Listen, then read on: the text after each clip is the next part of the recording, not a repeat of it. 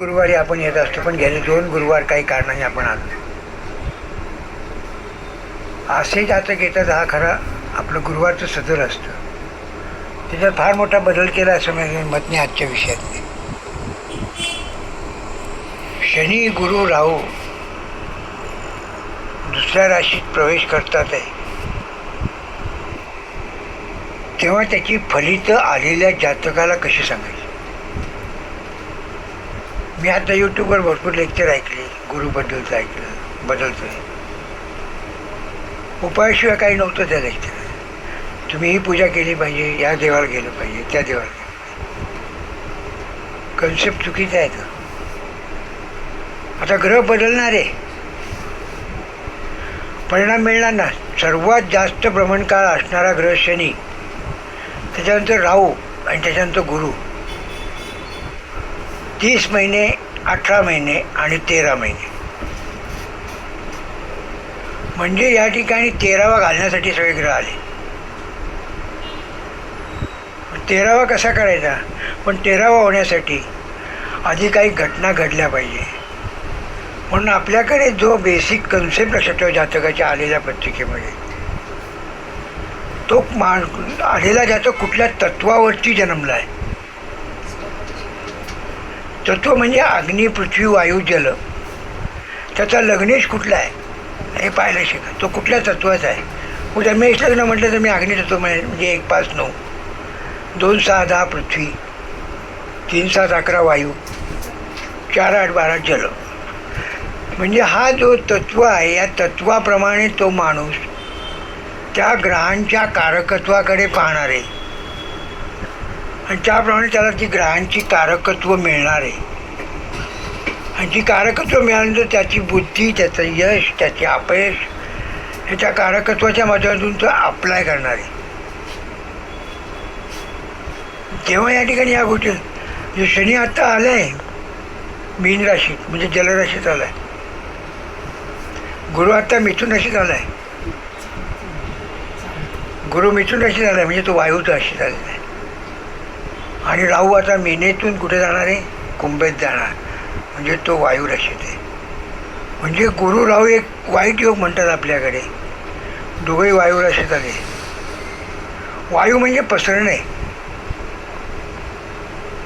राहू नाही तरी पसरत असतो, गुरु पसरत असतो. शनी स्थिरता देत असतो, कारण शनी हा स्थितप्रज्ञ ग्रह आहे. आणि स्थितप्रज्ञ माणूस कधी यशस्वी होतो, त्याच्यावर येणारे ढगाचे डागोळे असतात, चालेली असतात, झाडाच्या मुळामध्ये कमी असतं, त्याला तो त्रास होतो. एखाद्या शनी मीन राशीत आले आहे, सगळ्यांना वाईट द्यायला असं कोणी सांगितलं. तो गुरुच्या राशीत आहे. गुरु शनीचा मित्र आहे. शनी स्थानफल देतो असा आपला ज्योतिषशास्त्राचा नियम. आणि आता कन्सेप्ट लक्षात घ्या, तो फक्त 1-12 प्रमाणे गेलं तर त्याचं मीन लग्न असेल, त्या व्यक्तीला तो लग्नी आलेला आहे. किती चांगले परिणाम मिळतात सांगतो. मला सुद्धा काही वेळा आश्चर्य वाटतं. आज मला आश्चर्य वाटलं एका ठिकाणी, म्हणजे मी बोलून गेलो, काही वेळा बोलून जातो. हे ग्रह बदलल्यानंतर 14 तारखेला काल रात्री गुरु बदलला. जी गोष्ट 13 महिने अडकली होती ती बदलल्या संध्याकाळी 6:07 झाली असा जेव्हा फोन येतो, तेव्हा मिरॅकल प्रकार असतो. पण हा मिरॅकल का होतं, मग शनीचा विचार करा तुम्ही. हे मोठे ग्रह आहे, पण या मोठ्या ग्रहांच्या बरोबर छोटे ग्रह फळं देतात, मोठे ग्रह नाही. मोठे ग्रह काळ ठरवतात. एखाद्या शनी मीन राशीत आला म्हणून सगळ्यांना चांगला 12-2.5 वर्ष चांगला जाणार आहे, नाही जाणार. शनीची दृष्टी 3 स्थानावर आहे. म्हणजे मीन लग्नाला कुठे येणार, ते शनी येणार, 3य स्थान येणार, 7म स्थान येणार आणि 10म स्थान येणार. मीन लग्नाच्या माणसाला 3य स्थानाचा जो प्रश्न असेल तो सोडवायचा असेल तर हा शनी सहाय्यभूत ठरेल. कारण का, 3य स्थानात वृषभ रास येणार. वृषभ राशी शुक्राची रास आहे. शुक्र हा शनीचा मित्र आहे. कन्सेप्ट लक्षात घ्या तुम्ही. त्याच्यानं 7मा दृष्टी टाकणार. पण शुक्र कोण आहे, कुठल्या तत्वाचा आहे? तत्व का नाही पाहत आपण? मग तत्व अग्नी, पृथ्वी, वायू, जल. मग या ठिकाणी तो पृथ्वी तत्वाचा आहे ना. पृथ्वी म्हणजे या ठिकाणी त्याची निर्णय घेण्याची क्षमता त्याच्याकडे. सप्तम स्थानावरती दृष्टी टाकणार तो. सप्तम स्थानात त्याची बुधाची रास येणार. बुध हा शनीचा मित्र आहे. म्हणजे सप्तम स्थानाच्या कुठले प्रश्न असतील त्याचा विचार त्या ठिकाणी करताय. आणि तो दशमावर दृष्टी टाकणार. मग दशमात त्याची कुठली रास येते? धनुरास येते. धनुराशी गुरुची रास आहे. हा त्याचा मित्र आहे. म्हणजे मीन राशीतल्या शनीची फळं मीन लग्नाला किंवा मीन राशीच्या लोकांना ही अपेक्षित अशी मिळतील. पण त्या स्थानाचे त्यांचे प्रश्न असतील तर. प्रश्नच नसेल तर प्रश्न येणारच नाही. म्हणजे प्रश्न असतील तर त्या ठिकाणी विचार करावा लागेल आपल्याला. मग हा विचार तुम्हाला करण्याची आवश्यकता ठरेल. शनीचं परिवर्तन सगळ्यांनी काही वाईट का लिहिले काही कळत नाही मला. पहिले तो सात्विक राशीत आलेला आहे. जो कर्तव्य करतो तो सात्विक राशीत आला. गुरु ही सात्विक राशी. मीन मग या ठिकाणी तो सात्विक आला आहे. तर शनीचं कार्यकारण भाव हा सात्विकपणे व्यक्त करण्याची धारा त्याच्याकडे निर्माण नाही होणार. पाहण्याचा दृष्टिकोन नाही बदलणार. हा बदलला म्हणून त्या 2.5 वर्ष चांगली जातील मीन लग्नाला किंवा मीन राशीला असं मी म्हणत नाही. सप्तमास आले कोर्ट कचेरीचं स्थान आहे. किती अचूक देतो एका व्यक्तीचं तूळ लग्न कुंभारात. जी 6 महिन्यापूर्वी तारीख झाली मला आज या ठिकाणी ती केस दाबलेली केस आज परत बाहेर आली. आता काय होणार याचा प्रश्न आहे. दिल्ली पोलिसांनी ऑर्डर काढली कोर्टाने की दिल्ली पोलिसांनी निर्णय घ्या. म्हणजे जी थांबलेली केस त्यावेळेला वरती येऊ शकते. निकाल काय लागेल तो नंतर बघू आपण. म्हणजे शनी जुनी प्रकरणं वरती काढतो. जे तुम्ही गेल्या 2.5 वर्षात काय केलं असेल चांगलं वाईट ते तुम्हाला या ठिकाणी वरती येणार आहे आणि त्याचा निर्णय होणार आहे. म्हणजे शनी हा निर्णय देणारा ग्रह आहे. पहिली गोष्ट. मग हा शनी निर्णय देणार. मग कुठले निर्णय देणार? तुमच्या पत्रिकेत ज्या स्थानाच्या संदर्भातल्या ज्या गोष्टी असतील त्या संदर्भातले प्रश्न जे पेंडिंग असतील त्याचे निर्णय होतील. आता त्या कन्सेप्ट लक्षात घ्या. गुरु आता मिथुन राशीत आहे. गुरुचा दृष्टी आहे. तर मीन लग्नाला गुरु कुठे आला? चतुर्थात आला. त्याची दृष्टी कुठे येणार? सॉरी बरोबर आहे. सॉरी मीन आला. त्याची दृष्टी कुठे येणार तो विचार करा. त्याची दशमा दृष्टी येणार. व्यवस्थानावर येणार. अष्टमा दृष्टी येणार. बघा किती चांगला पडेल. हे परिणाम जे असतात ते चांगले पडतात. चतुर्थाचे प्रश्न जाता सोडू नये असं आम्ही सांगू किंवा ज्याचे अडकलेले असतील ते प्रश्न अजून पेंडिंग राहतील. पण दशमाचे प्रश्न सुटतील. नोकरी व्यवसायाचे प्रश्न सुटतील. हा त्यातला कन्सेप्ट आहे. अष्टमात त्याची कुठली रास येते? मीन लग्नाला विचार करा. तू शत्रुरास येते. कुठे रिस्क घेऊ नये हे आमचं सांगणं काम आहे.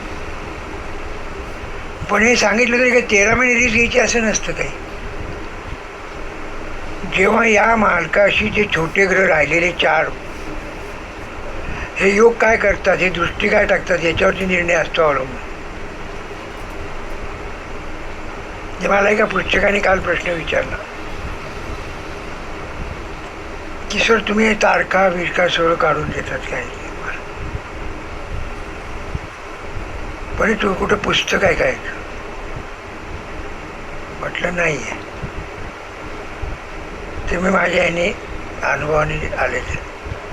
पण त्या क्लायंटच्या त्या मनातून जो भाव आला मी खरंच पुस्तक म्हणजे लिहिणार आहे बरं यूट्यूबवर की कशा पद्धतीने तारखा आणि वेळा द्यायला पाहिजे प्रत्येक प्रश्नाच्या आजच्या काळात. हे द्यायला पाहिजे. कारण मी तत्वाप्रमाणे चालतो. कारण त्या माणसाला एकच ग्रह माझं हिचं कर्क लग्न आहे, मालतीचं कर्क लग्न म्हणल्यावर जललग्न आहे. ही या शनीचा विचार त्या पद्धतीने करणार आहे, गुरुचा विचार त्या पद्धतीने करणार आहे. जलतत्व म्हणजे पसरणं आलं, अग्नितत्व म्हणजे निर्णय घेणं आलं. जे त्याचा पाहण्याचा दृष्टिकोन त्या व्यक्तीचा त्या ग्रहाच्या कारकत्वाकडे कुठला आहे याच्यावरती जातकाला भविष्य सांगता येते. मला जातकाला कसं सांगायचं ते इथे तुम्हाला सांगायचं आहे. बाकी तुम्ही यूट्यूबवर सगळं ऐकताच. गुरु मिथुन राशी, शत्रू राशी झाला, येऊ द्या ना शत्रू राशी. ज्यावेळी बुध तिथे येईल तेव्हा तो 1 महिना त्रास देईल ना. बाकीचं चांगलं आहे. तुम्ही पुष्करात घालायला, मी सगळ्यांना पुष्करात काढायला सांगतो. आत्ता पुढची तारीख देऊन ठेवतो. कारण रत्न तुम्ही जेव्हा घालायला सांगतात मूर्खासाठी, तेव्हा तो शत्रू राशीच ग्रह गेला, त्याचे निगेटिव्ह परिणाम मिळतील ना. मी नेहमी नियम सांगतो की शनी आता आला आहे मीन राशीत, घाला शनी मित्र राशीत आहे, पण मेष राशीत शनी जाईल तेव्हा तो नीलमणी काढून ठेवा, हे त्याच्या जोडीला सांगायची आवश्यकता आजच्या काळाच्या गरजेप्रमाणे जा. आता राहू येणार तुमचा कुंभ राशी, म्हणजे तो शनीच्या राशी झाला. आम्ही तर राहूला महत्त्व देत नाही, लोक देतात. माझ्याकडून छेदनबिंदू तो काहीच करत नाही, त्याला कारकत्वच नाही आहे. शनीची कारकत्व जेवढी फायदेशीर ठरतात, फक्त एक लक्षात ठेवायचं असतं की कुठल्या स्थानावर प्रत्येक पत्त्याच्या पत्रिकेतल्या 4 स्थानं तो ऑपरेट करणार आहे हे डोक्यात ठेवून त्या 4 स्थानाच्या संदर्भातले प्रश्न आहे का ते पहा, आणि त्या प्रश्न कधी सुटणार हेच सांगा. पण त्याच्यासाठी त्या स्थानामध्ये जो ग्रह पडला आहे दुसरा, जी रास पडली आहे, त्याचा जो मालक जो आहे तो कुठल्या काळात 1 ते 1.5 महिना त्या शनीबरोबर चांगला राहतो हे पाहून त्याला त्या महिन्यात काम होईल सांगा. याला शनीचं परिवर्तन म्हणू आपण. सांगा 1 महिना काढू, या महिन्यात काम होईल. आत्ता मला प्रश्न विचारला, एवढी गॅरंटी ज्योतिषाला म्हणजे मला तेवढी आहे. रिस्क आहे माझी, मला मान्य आहे, मी घेतो रिस्क. आज सायन्स ॲडमिशन घेऊ नका आणि NDAच्याच परीक्षेला बसवा, ही सांगण्याची रिस्क नाही का? घेतली रिस्क. कारण 14 सप्टेंबरला NDAची परीक्षा मला माहिती होतं. 14 सप्टेंबरला त्या व्यक्तीचं पंचमेश हा भाग्येश कुठं जातो एवढं पाहिलं, लग्नेशाची योग करतो कुठला पाहिला, त्याचा शनीशी योग काय करतो की पुढची त्याला ॲडमिशन मिळणार की नाही एवढं पाहिलं आणि सोडून गेली पत्रिका. गोचिरीचा विचार केला मी फक्त. मग गोचिरीने शनी येणार कसं ते तुम्हाला पाहिजे ना. परिवर्तनाचा अर्थ काय? परिवर्तनाचा अर्थ काय की तुमच्या जीवनामध्ये गेल्या 2.5 वर्षात शनीच्या माध्यमातून ज्या घटना घडल्या असतील त्याचा मार्ग दाखवणे म्हणजे परिवर्तन. हे परिवर्तन त्या माणसाला करायला पाहिजे. तोच विचार गुरुचा आहे. गुरुचा तेवढंच फळ देतो, 30 स्थानावर दृष्टी टाकतो. राहूचं 5 स्थानावर दृष्टी टाकतो. म्हणजे संपूर्ण पत्रिका या 3 ग्रहावरती फिरते, पण निर्णय हे ग्रह करत नाही. निर्णय छोटे ग्रह करतात. हे ग्रह निर्णय करणारे नाही आहे. शनी निर्णय करणारा नाही आहे. त्याला न्यायदेवता म्हणतो आपण. पण न्यायदेवता गुरु चांगला असेल तर न्यायदेवता चांगली येणार. नुसत्या बुद्धीप्रमाणे न्यायाधीश नसतो, गुरुप्रमाणे न्यायाधीश निर्णय. कारण जे शिकलो त्याचा व्यावहारिक जगात ज्ञान कसं आहे, त्या ज्ञानाचा शनीला साथ मिळते की नाही याच्यावरची न्यायदेवता अवलंबून असते. म्हणजे ज्योतिषशास्त्रातून त्या स्थानाचा न्याय देणार की नाही ज्योतिषशास्त्र त्या जातकाला, हा त्यातला प्रश्न निर्माण. ही ताकद त्या शनीमध्ये आहे, ती द्या. गुरुमध्ये संचयाची ताकद आहे. शनी जे करणार आहे, शनी जे कष्ट करणारे, कर्म करणारे, काय करणारे ते या ठिकाणी गुरु साठवणार की नाही. आपल्या जोडीमध्ये आपल्या आयुष्यामध्ये जे चांगली कर्म केली ती गुरु टिकवणार की नाही ते त्या ठिकाणी गुरु ठरवेल. आणि राहू त्याला गूढता देईल, कारण तो शनीच्या राशीत आहे. अडथळा निर्माण करायचा प्रयत्न करेल. पण गुरु राहू या ठिकाणी चांडाळ योग म्हणतात, मी नाही म्हणत, उलट चांगला म्हणतो मी. कारण त्या ठिकाणी राहू हा कुंभ राशीत आहे आणि गुरुचा मिथुन राशीत आहे. म्हणजे दोन्ही कुठे आहे हा विचार करा. अग्नी पृथ्वी वायू राशीत आहे, पसरतात तिथे. तुम्ही जे करणार आहे शनीच्या माध्यमातून ते तुम्ही द्यायचं करा. ज्या संध्याकाळी एक माझा मित्र आला म्हटलं तरी चालेल, नंदू म्हणून मला नंदू दादा म्हणून जुनं ओरडलं. म्हटलं ठीक, मला लक्ष आहे. तेव्हा मी लाटे आमच्या जुन्या आठवणी निघाल्या. पण त्यांनी जे केलं आहे ते आनंद वाटला मला. वाटतं माझ्यापेक्षा लहान आहे थोडं, तू माझ्यापेक्षा 4 वर्षांनी मोठं आहे, पण आपण एकत्र दप्तर आस्वाद बेकरीत ठेवायचो आणि पिक्चरला जायचो. या सगळ्या जुन्या आठवणी तो सांगत होते. इतक्या जुन्या आठवणी निघाल्या. मग तो तेव्हा तो मला म्हणाला, पत्रिका पाहायला तुझी फी किती म्हणून त्यांनी दिली माझी फी, तो प्रश्न नाही. पण त्या तोडाला की मी काय केलं मला, तोडाला मी काही केलं नाही. दुकान चालू आहे, किराणा सगळं चालू आहे, मुलं पाहतात, रत्नाचा व्यापार करतो, सगळं करतो. पण मी माझ्या पैशातून 3 आश्रम बांधले आणि देणग्या न घेता. म्हटलं सांग ना ते. आणि कोणाकडून देणग्या घेतल्या नाही. देणग्या घेतलं की बंधन आलं. प्रत्येक आश्रमामध्ये 40 ते 60 लोक असतात. त्यांचा सगळा खर्च ही 12 वर्ष मी करतो. म्हटलं कसं केलं, कोणाला काही केलं नाही. जे इन्कम येत होतं त्यातले 15% बाजूला ठेवत गेलो आणि ते 30 वर्ष ठेवले. त्याच्यातून जे पैसे साठले त्याच्यातून निर्माण. म्हणजे सातत्याने जी गोष्ट शनी करायला लावतो ती त्या ठिकाणी इम्पॉर्टंट ठरते. छोट्या छोट्या गोष्टी असतात. लाटे म्हणून मारवाडी पण ताकद केवढी द्यायची, पण एक कन्सेप्ट लक्षात. म्हणून या ठिकाणी या 3 ग्रहांचा विचार तुम्हाला कारकत्व सगळ्यांची माहिती म्हणून सांगत बसत नाही. ज्या ज्या स्थानात मेष लग्न धरलं, शनी विवाहित स्थानात झालं, लगेच दृष्ट्या ठरवा, गुरुच्या दृष्ट्या ठरवा.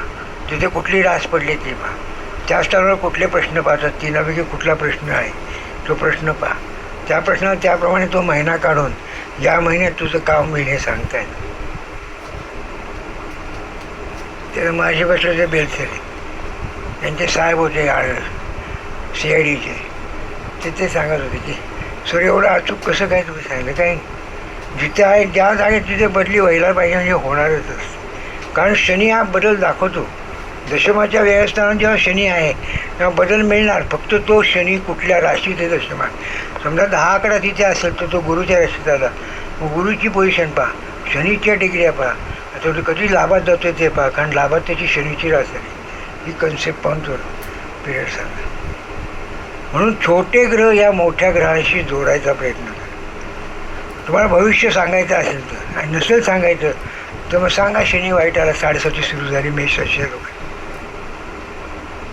गुरु शत्रू राशीच आहे तुमचा, तो काय फळं देणार आहे. आणि दशमाची फळं का नाही देणार तो.